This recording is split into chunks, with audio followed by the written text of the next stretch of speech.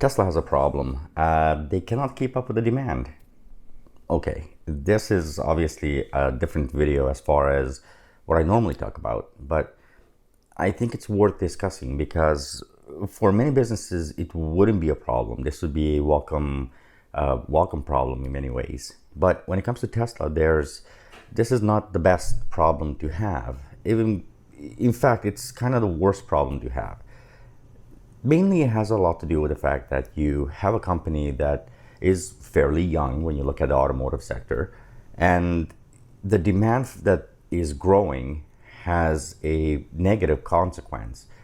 Well, what would that negative consequence be? A lot of it has to do with the fact that you have a company that is making a product essentially that is in so high of a demand that you simply cannot keep up with it. You cannot produce that product fast enough to get it out to the market. And again, like I said, I understand for most businesses, this would be impeccable. This would be a problem that I think everybody kind of wishes they had. But for Tesla, it has a negative impact. You see, a lot of people today are waiting up to 11 months, in some cases even more that I've heard of, where it becomes a problem for them. They go, okay, well, how much longer do I have to wait to get this vehicle? Now, obviously, the Model 3s and the Model Ys have been extremely popular worldwide. In fact, just recently, I heard that Europe's number one selling car is the Model 3. I mean, how much of that do I truly believe? Well, Europe is not a small place, so I don't even know if that's kind of unbelievable if you really think about it. And it's one of those things where if you as a company, you have a product that is so, well, appealing to the public, that is so powerful that it captures the public's imagination, you want to be able to deliver that product. You want to be able to really push it out there to the general public and give it to them, right? A lot of these people, they kind of ran into a few problems. You see, this is where Tesla really would struggle over time if they can't fix this. As long as the demand is high and they cannot produce the vehicles fast enough and the wait times get longer, the company runs into an interesting problem that most people wouldn't necessarily think about. If the consumer goes off and wants to buy a EV today, they do have options. And although many people say Tesla is the only option, I've been guilty of it. I've also changed my tune and I said, no, Tesla is not the only option because it all heavily depends on your lifestyle, on your budget, on what you can and cannot afford. There are, I guess, EVs out there that are slightly more affordable, but they don't deliver the same things that Tesla can deliver. And hence people want Teslas. It just makes sense. I guess Tesla's infrastructure is probably one of the biggest selling points to a lot of people I talk to. They love the idea that they can essentially almost go anywhere they normally would go to and have an infrastructure to kind of back them up. Does that mean that there's no cars that are better than Teslas? I don't know.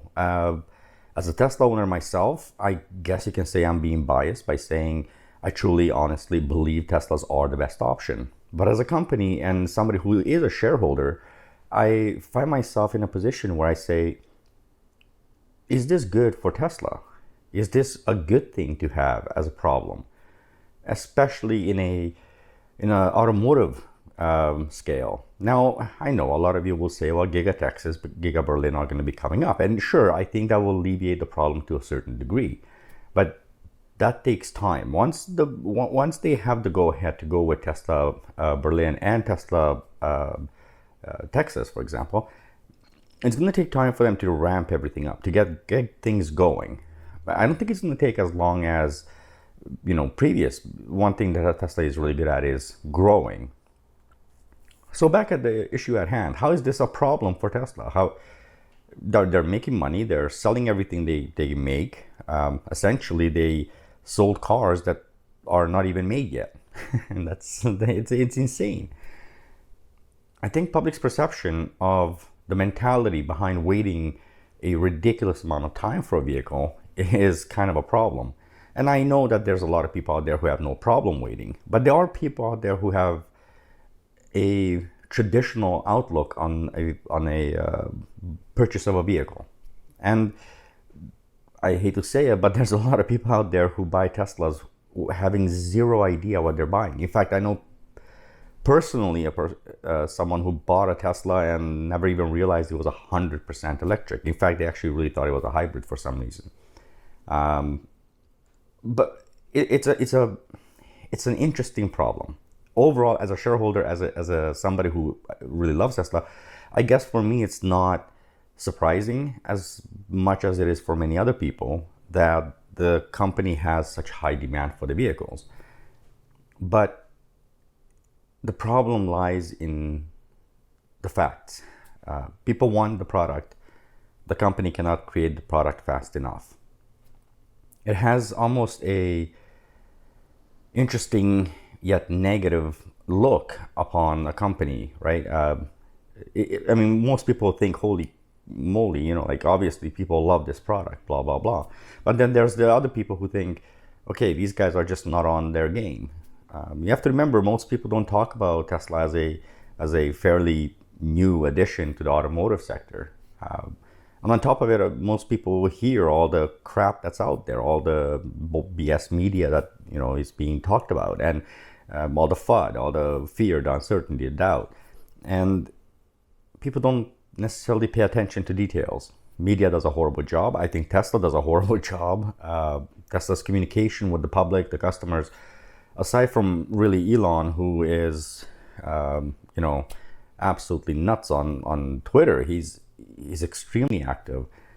And of course, there's the YouTubers and social media influencers who are the ones really pushing this product. But the negative side is we all understand this product. The general public doesn't. And when we talk about these products, more often than not, when we say, okay, it's really cool that there's, the waiting list is 11 months out, as an example. Well, we find it cool because we know that what that means for the company. We know that for the company, that means that they are able to make products that are extremely appealing. But for the regular consumer, this is not the way they look at it. They look at it like the manufacturing is obviously an issue. It's a problem. They can't keep up with just making the damn cars. Like, why even bother selling it if you can't make it? And you're welcome to argue with me, but that is actually what's happening.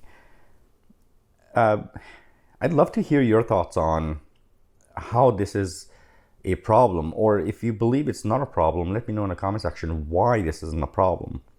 For those of you who are new to the channel, recently, actually even some of the regulars, recently I started up basically an r/ on Reddit, and I take my time and I really go through almost daily. I kind of talk about different topics, including Tesla. So if you guys are interested in checking that out, r/Syrupin Media, I'll put it up on the screen so you guys know how to write it out. I'll put that in the description as well. But I typically write little articles about what's going on with Tesla and what I think about them. And everything's my opinion, just like with this channel. Take it or leave it type of scenario. So I hope you guys enjoy this. Let me know what you think. Let me know your thoughts on it. As a new company, as something that is in reasonably new company, it's an interesting problem to have. I just think for the general public, the perception can be negative when you cannot produce, when there's such a huge waiting period, I guess. But at the same time, I guess for a lot of us who are Tesla owners, or people who are shareholders, or people who know a lot about Teslas, for us, this is actually a positive effect. I'm just more worried about the general public. A very small portion of the general public understands Tesla. Outside of, I guess, the Tesla owners themselves, and even then, I wouldn't say majority of Tesla owners actually understand Tesla or the cars. So it's an interesting problem to have. But like I said, I'd love to hear from you. Till then, drive safe, everybody. And if you are waiting for the car, good luck. I hope you get it soon. Thanks for watching. Catch you on the next one. Bye-bye.